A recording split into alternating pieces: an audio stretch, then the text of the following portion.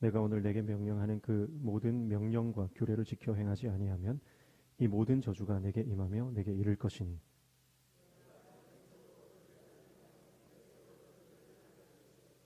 또 내 광주리와 떡반죽 그릇이 저주를 받을 것이요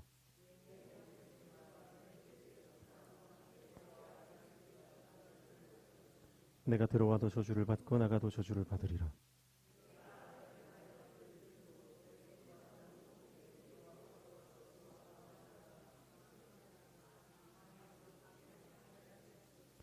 여호와께서 내 몸에 연병이 들게 하사 내가 들어가 차지할 땅에서 마침내 너를 멸하실 것이며 여호와께서 폐병과 열병과 염증과 학칠과 한재와 풍재와 썩는 재앙으로 너를 치시리니 이 재앙들이 너를 따라서 너를 진멸하게 할 것이라.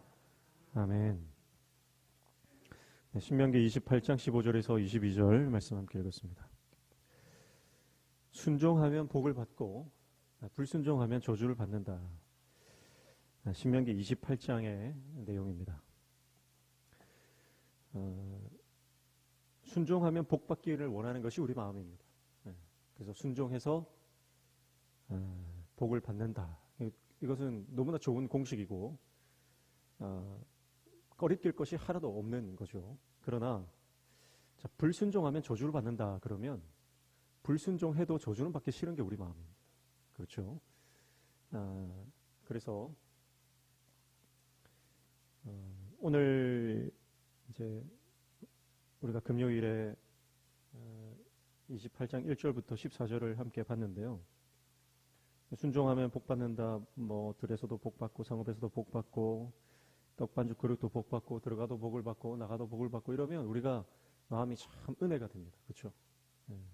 마음이 편안한 거예요. 그런데 오늘 완전히 딱 뒤집어 놓은 거예요. 반전을 시켜 놓은 거예요. 하나님께서 주시는 복을 이제 불순종하면 완전히 그 반대로 된다. 저주를 받는다라고 하는 말씀을 우리가 보면 마음이 좀 불편하고 이 말씀을 그냥 건너뛰고 싶고 그런 마음이 있습니다. 자, 그런데요. 뭐 지난번에 말씀드렸지만 저주가 훨씬 많아요. 28장에 보면 순종하면 받는 복은 14절까지 나와 있지만 불순종해서 받는 저주는 15장부터 68장까지 훨씬 몇 배로 많이 있습니다. 그리고 28장 앞에 27장에도 에발산에서 선포한 저주, 이 12계명을 저주의 12계명이라고 해요. 이것을 또 선포한 바가 있습니다. 그런데 여러분 이것을 뒤집어 놓고 생각하면 정반대가 됩니다. 자, 무슨 말이냐면 우리는 하나님 입장에서 순종하며 복 받는 겁니다. 그런데 여러분 세상에서는 정반대예요. 세상에서는 불순종해야 복 받는다 그렇게 가르치는 거예요. 세상 사람들은 하나님의 말씀을 따라서 순종하며 살아가는 그 길이 어리석은 길이다. 미련한 길이다. 그렇게 말합니다. 하나님 말씀대로 살아가지 않고 내 뜻대로 세상의 방식대로 세상의 성공 방정식을 따라서 살아가는 그 길이 복받는 길이고 성공하는 길이다 이렇게 얘기하는 거예요. 그러니까 지금 28장에는 어마어마한 저주들이 쫙 깔려 있어요. 그리고 순종하면 복받는 그것은 사실 몇 구절 안 되는 겁니다. 그러니까 뭐가 생각납니까? 순종하면 복받는다 이것이 야 우리 그러면 순종하면 이런 복을 받겠구나 그게 아니라 순종하면 복받는다는 그 길이 바로 좁은 길이다 그 말이에요. 바꿔놓고 생각하면 세상 사람들이 인정하지 않는 그 길을 가는 사람만이 복을 받는다. 그러니까 수많은 불순종의 수많은 넓은 길이 있습니다. 수많은 경우의 수가 있습니다. 그런데 우리는 그 길을 거부하고 오히려 그 길을 하나님께서 불순종했을 때 하나님께서 주시는 저주의 길이라고 믿음으로 인정하는 겁니다. 수많은 저주를 세상 사람들은 복이라고 생각하지만 우리는 그것을 정확하게 보는 거죠. 그래서 그 길은 저주의 길이다. 그리고 좁은 길이지만 우리는 순종의 길을 가겠다. 그렇게 해석할 수 있다는 겁니다. 물론 저주의 조약에 많은 것은 고대 근동에서 국가와 국가가 이 종주권 계약을 맺을 때 그 하는 방식이라 그랬어요.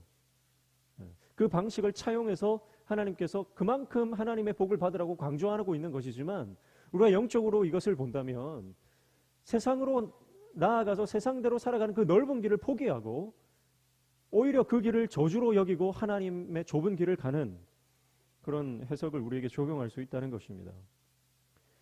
사랑하는 성도는 어떻습니까? 우리가 불만을 가지고 불평하고 판단하고 정죄하고 편을 가르고 하는 모든 길은요, 넓은 길입니다. 쉬운 길이라는 뜻이에요. 세상 사람들이 다 그렇게 하니까요.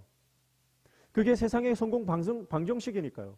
다른 사람을 죽여야, 다른 사람을 깔고 내가 그 사람을 밟고 올라서야 내가 성공하는 것입니다. 그게 세상의 방식입니다. 그게 넓은 길이고 쉬운 길입니다. 내가 싫어하는 사람 제거해버리면 쉽게 나아갈 수 있는 것처럼 여겨지는 것입니다. 그러나 그 반대의 길은 좁은 길이에요. 주님 말씀 따라가는 그 길은 좁은 길이라는 것입니다. 감사는 좁은 길입니다. 기쁨은 좁은 길입니다. 주님 말씀 때문에 내가 만족하는 삶을 사는 그것은 좁은 길이라는 것입니다. 다르게 말하면 여러분, 우리가 의인인 척하는 것은 쉬운 길입니다. 근데 진짜 의인이 되는 것은 어려운 길이라는 뜻이에요. 믿음 있는 척하는 것은 쉬운 길입니다. 넓은 길입니다. 그런데 진짜 믿음의 사람 되는 것은 어려운 길이고 좁은 길이고 십자가 길이라는 것입니다. 여러분, 그러니까 지금 이 말씀을 가지고 신명기 28장 전체를 보면서 우리는 지금 넓은 길을 가고 있는가, 좁은 길을 가고 있는가, 나는 믿음 좋은 척만 하는가, 아니면 진짜 믿음의 소유자인가, 그것을 묻고 있습니다. 목사 되기는 쉽습니다. 그러나 목사답게 살아가는 것은 힘든 겁니다. 장로 되는 것은 쉬운 일이라고 볼 수 있지만 장로답게 사는 것은 너무너무 힘든 일이에요.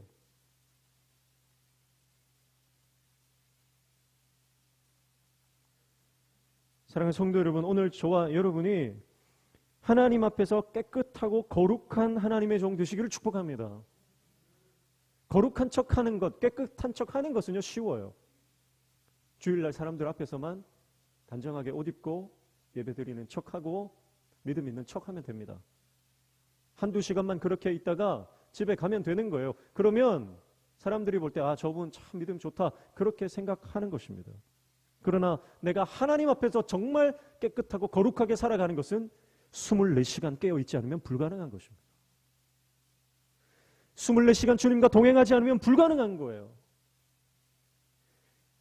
주일날 한번 교회 와서 목사인 척하고 장로인 척하는 건 쉬운 일이지만 집에서, 가정에서, 직장에서 아무도 보지 않는 그곳에서 내가 목사답게 장로답게 살아가는 것은 너무너무 힘들고 어려운 일이라는 것입니다.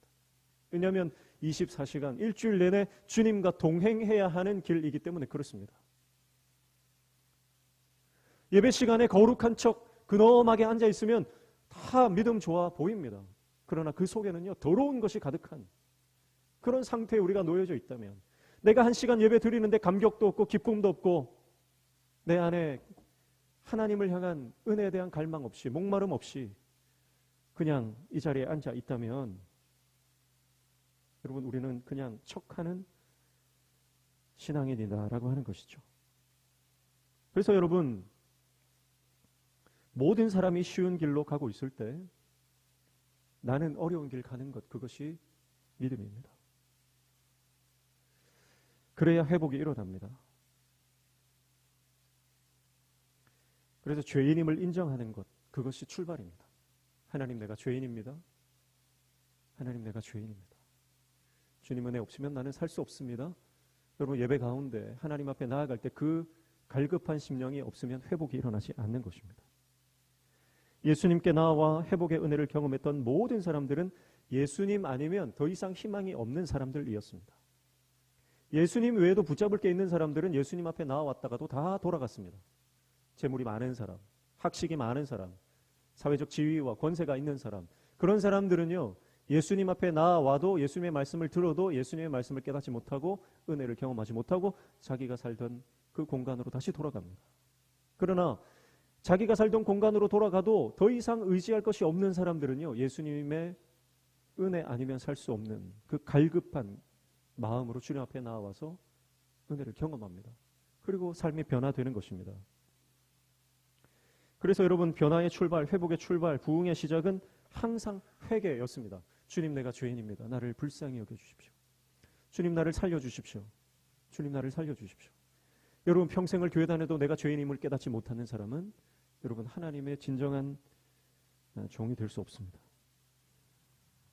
내가 죄인입니다. 내가 죄인 의식 없이, 죄의식 없이 주님 앞에 선다면 여러분 그것은 하나님 앞에 교만입니다. 그래서 항상 말씀드리지만 이 땅에는 두 가지 종류 사람이 있습니다. 내가 의인이라고 착각하는 죄인과 내가 죄인이라고 인정하는 의인입니다. 하나님이 의롭다고 여겨주시는 사람은요, 종교적 행위가 투철하고 종교적인 겉모습이 화려한 사람이 아닙니다. 당시에 예수님 당시의 종교 지도자들은 겉옷을 화려하게 입었습니다. 이 겉옷이라고 하는 것은 유대인의 신분을 나타냅니다. 그리고 이 겉옷의 끝에는 뭐가 달려 있어요? 술이 달려 있어요. 방울 같은 이 천으로 만든 펄럭펄럭거리는 그 술이 달려 있습니다. 이 술이 걸어갈 때마다 흔들거리는 걸 보면서 내가 하나님의 사람이다. 그래서 이 술은 계명을 상징한다 그랬어요. 내가 말씀대로 살아야 한다. 내가 주님 뜻대로 살아야 한다는 것을 상징하는 술입니다. 그런데 당시의 종교 지도자들은 이 술을 화려하고 크게 만들었습니다. 그래서 믿음이 좋은 척하고 다녔던 거예요. 정말 하나님의 사람들은 아무도 없는 곳에서 오른손이 하는 것을 왼손이 모르게 그렇게 섬기고 희생하고 하나님 앞에 봉사했습니다. 그러나 종교 지도자들은 시장 가장 큰 거리에서 큰 소리로 기도하고 금식하는 것을 사람들에게 표를 냈던 것입니다. 사랑하는 성도 여러분, 평생을 교회 다녀도 겉모습만 화려해서는 절대 하나님 나라를 경험할 수 없습니다. 내 심령이 회복되어야 됩니다. 내 심령이 회복되는 것은 주님 내가 죄인입니다. 내 안에 죄악투성입니다. 나는 주님 없으면 살 수 없습니다. 여러분 그것이 바로 하나님의 나라를 경험하는 첫 단추가 되는 줄로 믿습니다. 그래서 성령님의 임재를 경험한 모든 사람들은 하나님 앞에 엎드려서 주님 나를 떠나소서. 나는 죄인입니다. 나는 쓰임받을 자격이 없습니다.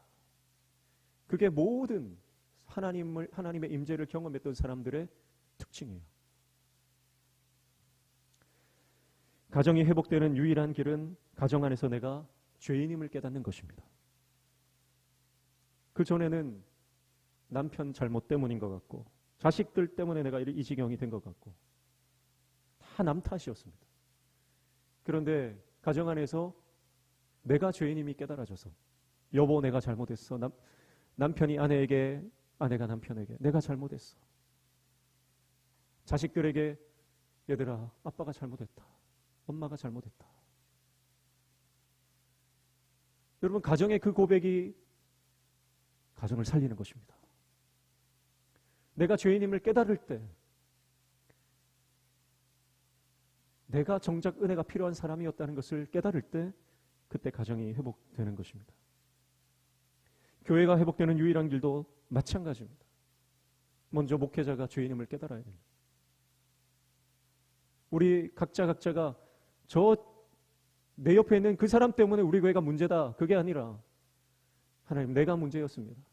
하나님 내가 죄인이었습니다. 하나님 내가 교회의 회복의 걸림돌이었습니다. 내가 십자가에 죽을 때 교회는 회복되는 줄로 믿습니다. 나는 죽고 예수로 사는 사람 되시기를 축복합니다. 내 자아가 십자가에 못 박히고 오직 예수 그리스도께서 우리 가운데 역사하시는 하나님의 종 되시기를 축복합니다. 내 안에 사는 이는 오직 그리스도니. 오늘 저와 여러분이 오직 예수로 사는 사람이 되는 은혜를 경험하시기를 축복합니다. 그래서 여러분 가장 강력한 기도는요, 방언 기도도 아니고, 가장 강력한 기도는 선포 기도도 아니고, 가장 강력한 기도는 화살 기도도 아니고, 가장 강력한 기도는 어떤 은사가 나타나고 능력이 나타나는 기도가 아닙니다. 가장 강력한 기도는요, 회개 기도입니다. 여러분 기도를 많이 해도요, 회개 기도를 하셔야 됩니다. 회개 기도를 할 때 여러분 성령이 임재하고 하나님의 역사가 나타나는 거예요. 아무리 미사오구를 쓰고 정말 화려한 말로 하나님 앞에 기도를 한다고 해도요, 내 안에 가슴을 치고 옷을 찢는 회개의 기도가 없다면 그 기도도 반쪽짜리에 불과한 것입니다. 여러분, 우리의 눈에서 눈물이 회복되지 않으면 능력을 경험할 수 없는 것입니다. 몇 시간을 기도하고 몇 날 며칠을 금식해도요, 내가 죄인임을 깨닫지 못하는, 그리고 회개하지 않는 기도는요, 껍데기에 불과한 것입니다. 이슬람 국가는 라마단 기간을 지키죠. 그래서 그 라마단 기간에는요, 아침 그 해가 지고 그 하루 반나절을 금식을 합니다.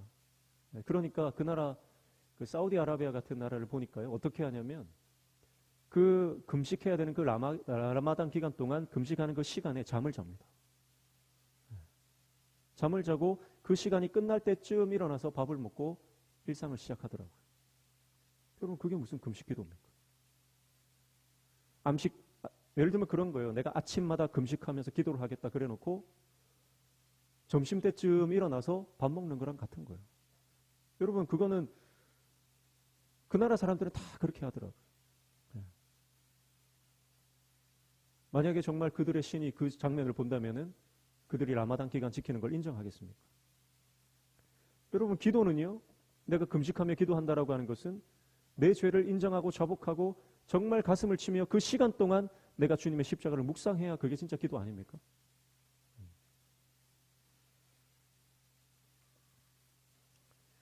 그래서 어떤 목사님은 그랬어요. 우리의 육체는 기도에 호의적이지 않다 그랬어요. 육체는 기도에 호의적이지가 않다. 그래서 기도하려고 하면 항상 방해가 임하는데 그 첫 번째 방해는 내 안에서 일어납니다. 기도해라, 기도해라, 기도해야 산다, 기도해야 산다. 기도하면 능력 받는다, 기도하면 변화된다, 기도하면 부흥된다. 우리가 이론적으로는 잘 알아요. 그런데 막상 기도하려고 하면 피곤합니다. 막상 기도하려고 하면 졸음이 쏟아집니다. 막상 기도하려고 하면 바쁜 일들이 생각나고 내가 지금 막 처리해야 될 일들이 막 떠오르는 겁니다. 사랑하는 성도 여러분, 육체는 기도에 호의적이지 않습니다. 그래서 우리의 육신을 십자가에 못 박아야 됩니다. 그래야 기도할 수 있습니다. 그리고 우리가 그 기도의 자리로 나아갔다면 여러분, 반드시 하나님 앞에 죄인임을 깨닫고 회개의 기도를 하셔야 됩니다. 그러면 회개는 언제까지 하는 건가요? 회개는 언제까지 해야 됩니까? 여러분, 회개는 죽을 때까지 하는 것입니다. 여러분, 하나님이 가장 기뻐하는 기도, 회개 기도예요.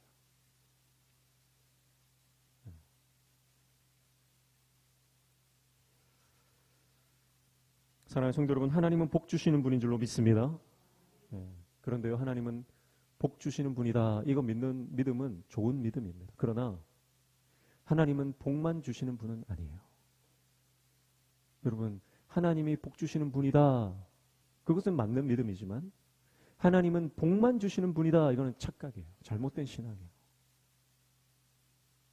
오늘 새벽에도 말씀드렸지만 여러분, 하나님은 우리에게 정말 복 주시기 위해서 때로는 우리가 곁길로 가고 불순종의 길을 갈 때 매를 드시는 분입니다. 매를 드세요. 그래서 오늘 이 본문을 사실은 68절까지 다 읽어야 됩니다. 근데 너무 길어서 다 읽지는 않았지만 여러분, 오늘 집에 가셔서요, 오늘 이 말씀도 집에서 천천히 한번 읽어보십시오. 이게 어떤 저주냐면, 너희가 불순종한다, 너희가 하나님의 뜻이 아니라 너희 마음대로 너희 뜻대로 살아가면 어떤 저주를 받느냐면 정신이 나간다, 이 말이에요. 정신이 나간다, 미쳐버린다, 너희가 맨정신으로 살아갈 수 없을 만큼의 재앙이 임한다, 그 말씀을 하고 있습니다. 왜 그렇게까지 해야 됩니까? 하나님이 자비의 하나님이라면서요. 아니, 하나님 자비의 하나님이신데 왜 이렇게까지 해야 됩니까? 왜냐하면 그렇게라도 해서 우리의 영혼이라도 건져야 되기 때문에 그런 거예요. 여러분, 실컷 교회 다니다가 우리 영혼이 마지막 지옥 구덩이에 빠지면 여러분, 그것보다 여러분 손해보는 인생이 어디 있습니까? 그것만큼 여러분 어리석은 인생이 어디 있습니까? 그래서 때로는요, 하나님께서 우리의 모든 것을 앗아 가시더라도 내 영혼이 구원받게끔 하시는 겁니다. 예수님께서는 그렇게 말씀하셨죠.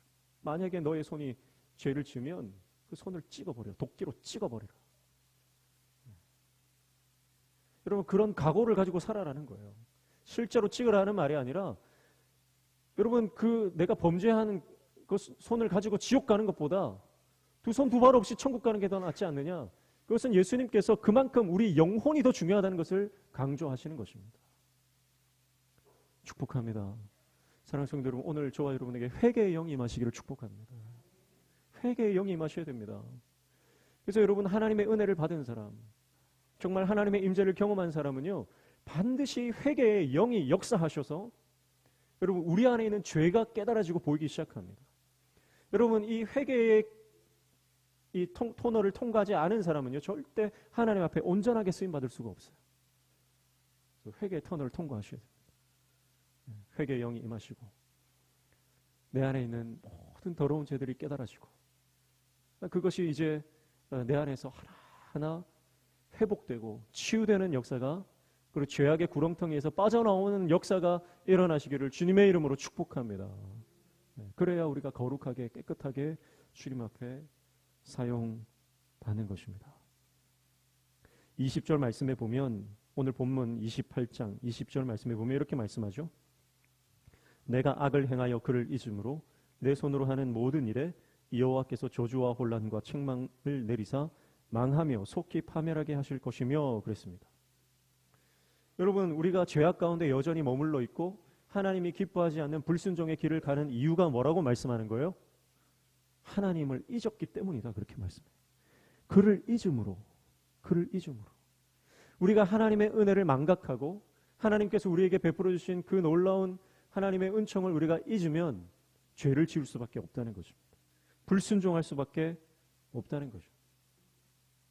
사랑하는 성도 여러분, 오늘 저와 여러분이 하나님의 은혜를 기억하는 종 되시기를 축복합니다. 지나온 모든 시간들을 기억하면서 내가 자격이 있어서 이만큼 서 있는 것이 아니라, 내가 잘해서 이만큼 이룬 것이 아니라 오직 하나님의 은혜임을 깨닫는 저와 여러분 되시기를 축복합니다. 지난 70년 동안 하나님께서 우리 교회를 지켜주시고 보호하시고 지금까지 인도해 주셨는데, 우리가 해야 될 유일한 고백은 모든 것이 하나님의 은혜입니다. 모든 것이 하나님의 은혜입니다. 여러분, 그것은 죄인임을 깨달은 사람만 할 수 있는 고백입니다.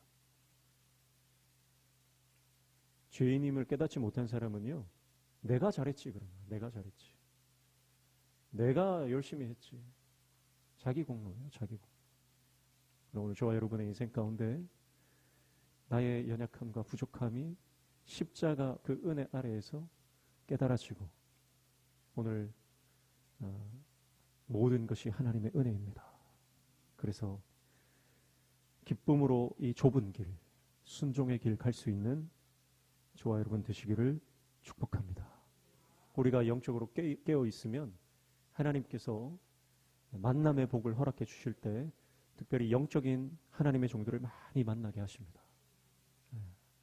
그리고 정말 우리가 영안이 열리면요, 이분이 내가 육적인 사람인지 영적인 사람인지가 대충은 분별이 돼요. 최근에 우리 청년들하고 연합 수련회를 준비하면서 이렇게 만남들, 또 새로운 만남들을 이렇게 가지는데요, 하나님께서 이 육적인 이 만남들은 끊으시는 걸 제가 경험을 합니다. 그게 감사한 거예요. 그 육적인 만남을 내 욕심 때문에 계속 지속을 해버리면요, 그게 오히려 나에게 가시가 되고 굉장히 나를 힘들게 합니다. 그래서 우리 모든 성도님들이 일상을 살아가면서 우리 영안이 열려지고 하나님께서 붙여주시는 그 믿음의 동역자들을 많이 만나는 은혜를 경험하시기를 축복합니다.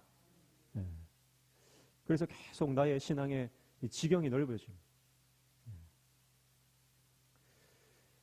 불평하고 원망하고 판단하고 정죄하는 것은 쉬운 길, 넓은 길입니다. 그러나 우리는 믿음으로 좁은 길을 갈 것입니다. 포기하지 말고 끝까지 감사하며 기쁨으로 주님의 사명을 감당하는 저와 여러분 되시기를 축복합니다. 순종하면 복 받는다. 순종하면 복 받는다. 그것만 우리가 이 복에만 매몰되어서 복 받는 인생 그것만 추구하는 것이 아니라 믿음으로 이 말씀을 잘 깨달아서 그렇구나. 이 길이 좁은 길이구나. 정말 십자가의 길이구나. 그것을 깨닫고 세상 사람들이 가는 그 길로 따라가는 것이 아니라 주님을 따라 세상의 길을 역주행하는, 그래서 주님의 뜻을 이루는 저와 여러분 되시기를 주님의 이름으로 축복합니다. 우리 함께 찬양하겠습니다.